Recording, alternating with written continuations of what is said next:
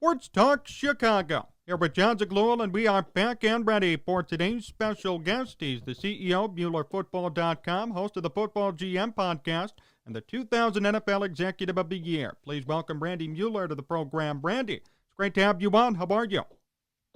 Thanks, John. Good to be with you again. Appreciate you having me back. So, Randy, what was your reaction to the Justin Fields pick for the Bears? I actually like the pick. I like the move, too. I wasn't sure that the Bears would be able to put together a deal to get back up and get involved in this year's quarterback crew. I wouldn't have done it for all of them, but I think in this case, I like Justin Fields. I think he has some unbelievable upside.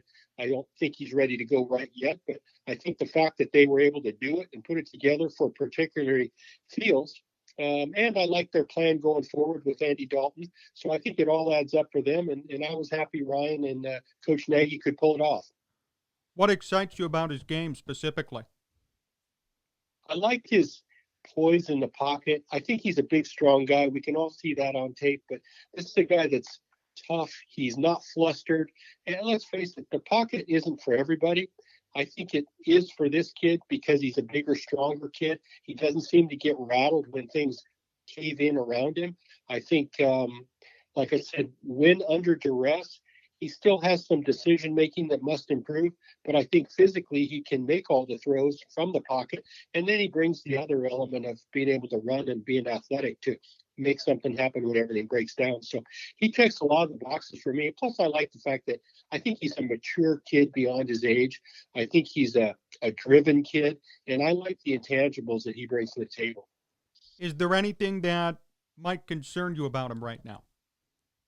Well, not other than what I think concerns me with all rookie quarterbacks, that I think they underestimate the time they have to make decisions and to get the ball out. And that's one thing that bothered me a little bit about Justin at Ohio State is he did have a lot of time, and the ball didn't always come out on time.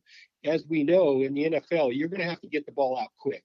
I think physically he can do that. It's just a matter of repping the processes that he has to go through so that he sees it quickly enough to get it out.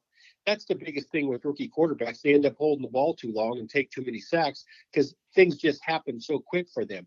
So he's going to have to get in that rhythm and that time frame of that 4, 5, 6 seconds to get the ball out quickly and on time.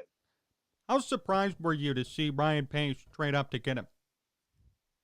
I actually was surprised. I didn't think that they would have what's the right word to say? I didn't think they would have I don't want to say guts, because they've swung and missed on quarterbacks, right? They've used up some of their capital. And I think selling a pick like this is a little harder for them if it wasn't Fields. I think the fact that it was Fields, he was talked about a lot in the media. He seemed to be stamped by a lot of the media. So the message was available that this guy could be an NFL player. I think that part helped them. But I was surprised that they put together a deal to do it. I think it gives them hope. I think it might change the way their own status, when I say they, Ryan and Coach Nagy, how their status is viewed. I always think hope is a good thing, and I think Justin Fields gives the Bears hope in the future. When that future begins, I don't know. But I do, like I said, like their plan in that everybody will know when they've seen enough of Fields to know it's time. And we'll see. Would you have done what Pace did, knowing the past with Mitch Trubisky? I would have. But again, I would veteran guy that's been around a long time that's built up some chips. In Ryan's case, in his defense, he was a young guy when he took this job, probably out over his skis a little bit, would be the first to admit that it was on-the-job training. And he took a big swing and missed. A lot of guys wouldn't have the guts to come back after a big swing and miss like that. And then a kind of a swing and miss with Foles as well. So I give him credit for that. He showed the guts to do it. And I think that bodes well for Chicago in the future, that he hasn't got gun shy about his conviction toward making these evaluations. Randy Mueller here on Sports Talk Chicago. Randy, should Justin Fields start game one?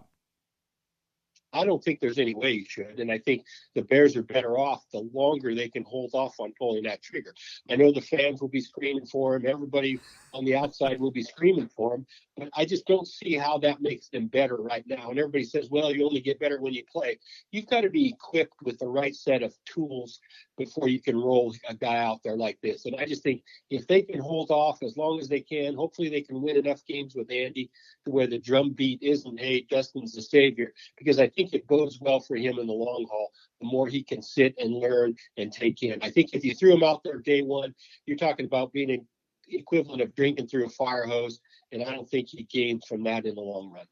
How did you handle quarterbacks when you were a GM? Did you follow that model of waiting it out and seeing how they develop first? Well, you'd like to. Unfortunately, it's not an ideal situation. Having said that, I've been 30-some years in the league. I never drafted a quarterback in the first round. So I can't really say. Maybe my best laid plans of mice and men, we got it blown up in week 4 if we weren't winning. So, it's a tough one. It's a tough spot to put these guys in. I think that the key is any quarterback that's a first-round pick becomes, in my opinion, an organizational success or failure. So they've got to do everything they can to make it easy on him, one from a coaching and development standpoint, but the other is the pieces they put around him.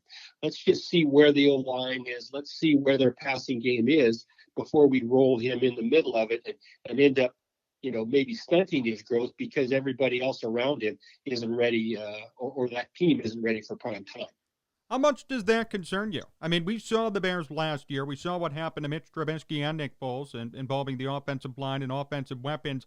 How much does that concern you now with Fields for this year? It's a concern. There's no doubt about it. You go from really wanting to have a guy like this to now being concerned because you have him that you don't rush him out there too quick. It's definitely a concern. I think the development of these players is best when it's at a time in a time frame where they can actually learn as much as they can before we roll them out there. I just think you can't overemphasize not rushing these guys out on the field. That's not to say that he won't be effective, because we've seen guys come in as rookies and be effective. But what you can't do is send him out there with one arm behind his back because he knows half of the offense, right? I think even Matt would agree. Last year they did that at times with Trubisky when they tried to get his skill set to come to the top, and they only did the things that he could do. Well, defenses know that too, right? So you've got to go out there with a full offense in your mind where you can actually attack from different levels. You can't go out there with a garden hose in your back pocket when everybody else has these big fire hoses. So you've got to find a way to teach him enough of the offense to where he can rely on that and have answers for complicated NFL defenses. You just can't limit a team's offense because the quarterback doesn't know the system. You're not going to win games like that in the NFL. Do you think the Bears do jump the gun and start him game 1? I don't. I believe what they're saying. I think they're trying to manage that as well as they can. And again, it's going to be hard. You know how Chicago is. They're going to be screaming for this guy the minute he walks on the field. But I just think unless it's just totally evident that he's the best player, I think they're going to handle it right. I think they will stick to their guns. And like I say, they think they have a pretty good team around him. So if they can, get to 500, be a couple games, within 500 around Thanksgiving, then we make a push for the end of the season and all bets are off. But I would hope they could at least get through half the season with Andy and the system they have. What's your response to those here in Chicago who have actively called for Fields to start game 1? Because there have been a lot of people who've said that. Yeah, no, I understand it. I just think you need to be realistic. Building a team on paper is one thing, and going through a guy's skill set and checking the boxes in a report is totally different than rolling him out there and seeing the speed of the game that these guys are going to face. And some guys, maybe he picks it up quicker than some think. Hey, we saw Justin Herbert last year with the Chargers get rolled out in week 2, and he didn't miss a beat. The speed of the game didn't bother him at all. He got the ball out on time. Maybe Justin will be one of those guys. I just don't think we can say that or assume that going in. So time will tell. Randy Mueller, you're on Sports Talk Chicago. Randy, does Ryan Pace and Matt Nagy have more time with the Bears now due to this pick? Well, I think it definitely helps them. And again, I have no inside information at all, but I think any time an organization has hope at the quarterback position, having gone through many, many years of this, I just think that gives the franchise hope. It gives ownership hope. It gives people confidence. I guess the worst thing is that if they had to roll him out and they lose anyway, then I think they end up putting more pressure on them and their careers and job security as well. So I think if they can hold off, if their plan that they've, kind of rolled out to everybody, if they can stay within that, I think they have a better chance to succeed long term there. How do you feel about that? I mean, last year there was an active fire Pace, fire Nagy presence within media, within Chicago fan bases. How do you feel that the narrative has shifted a bit? Well, I just think that hope does a lot for that, but I think it'll be determined on the field. These decisions aren't made in a vacuum. They've got to put good teams on the field week in and week out, and they've got to win. That's the bottom line. I don't think their future changes if they have a losing record next year. I don't think that changes a bit. Justin Fields will be a great project for somebody else if they don't win enough games, and I think they know that. So you think, even if they don't win next year and things don't go well, they could be fired and Fields would stay and a new coach would come in and take over and develop him? That's a possibility.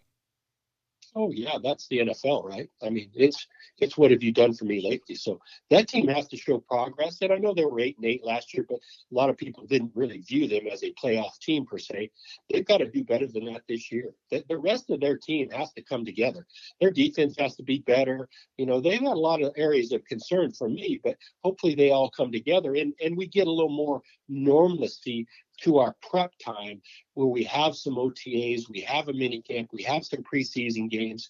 That's all part of the plan, right? So hopefully they can manage that.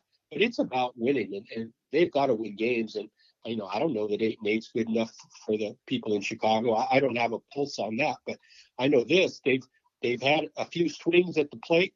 Normally, you don't get to rebuild with a second or third quarterback. They've been given that much rope. So let's see what happens. What about the other picks they made? What'd you think of them? Well, I think Tevin Jenkins is a good player. I think that was a solid pick. I think they've got the theory of drafting offensive linemen is great, but I think you have to draft tackles because that's where your value is. And I think that's the hardest thing to find. I think you could sign a veteran center somewhere, and I think you could fill in at guard positions, but you have to draft tackles. So I believe that was a good pick for them. The rest of the draft in a year for me, John, that it was a disjointed draft. It was a really not a very deep draft. Beyond round 3, I saw a lot of free agents getting drafted, I'll be honest with you. I just think we started from a pool that was diluted for whatever reason, and the value in the draft this year is going to be all over the place. So I don't know that we know any of these teams what they've come up with in their mid to late round picks. We just need to see them. I just think this draft was such a one-off because of the pandemic, because of NCAA football, who played, who didn't play. It was just, like I said, it was just an odd, cumbersome gathering of information process this year.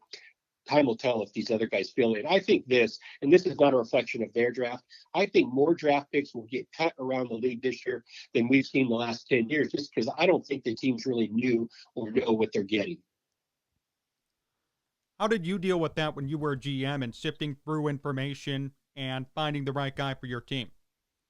Well, I never had to deal with it in a pandemic, that's for sure. So we were always able to gather information. We were able to build, I think, a consensus within our building. And we had specific job descriptions that we were trying to fill. I don't know how some of these other teams set up their process. I know that's the way I would do it. That's the way Nick Saban and I worked together on it in Miami. And I know he still uses the same process at Alabama. So it's a proven commodity. Bill Belichick used the same process for the last 20 years in New England. So again, I don't know how the Bears do it. I don't know how some of these other teams do it, but that's the best way to do it, in my opinion. And history has proved that out.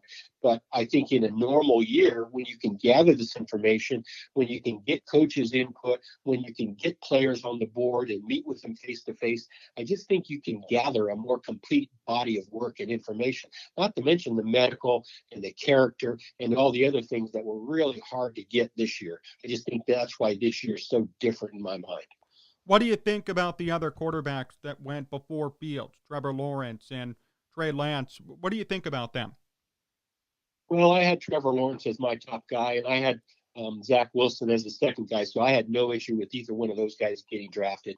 The Lance move to me by the 49ers really might be in my opinion right now, is one of the riskier moves in that first round. One, they gave up a lot of collateral to get up there, and two, they're picking a kid from a one double-A school who has 300 some throws in his career. I love the kid. I see what they like in the upside. I just think the body of work as a decision maker, that would have been a hard one for me to pull the trigger on. I just think there were more boxes unchecked with Trey Lance than any of these other guys. So that was a hard one for me. We'll see how that works out. Again, they have a plan to not play him this year. I think they have a good team around him. Maybe that holds true. I don't know. And then the Mac Jones one for me was just if you like that flavor, God bless you. I think there's some physical limitations there that, again, just my opinion, that I didn't see equating to being able to make all the NFL throws from the pocket and be able to maneuver well enough in the pocket to change your platforms and get throws off. So, time will tell on Mac Jones. I see the cerebral part. I get all that. Maybe Bill Belichick can develop that to the next degree. I just know that that's going to be a hard one for me because there are for some physical limitations within that evaluation.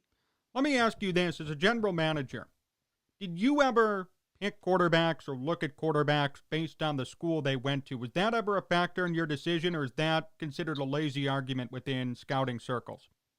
Yeah, no, I never really, I did not express a concern over where a kid played. I think the body of work speaks for itself. I would have less trouble with a guy like Trey Lance being from North Dakota State.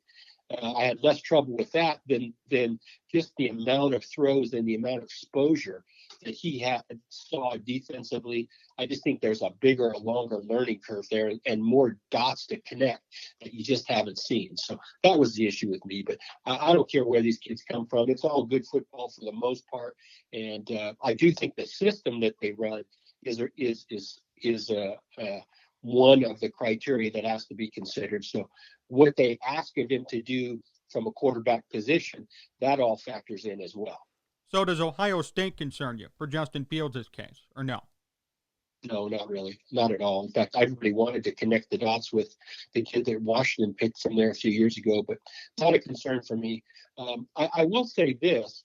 The one criteria that these guys, and you can put Justin Fields in that boat, you can put Mac Jones in that boat. These kids at those programs are better equipped to win more games than anybody else, right? They're out on the field 10 out of 12 times. They're maybe 12 out of 12 times with better talent every year.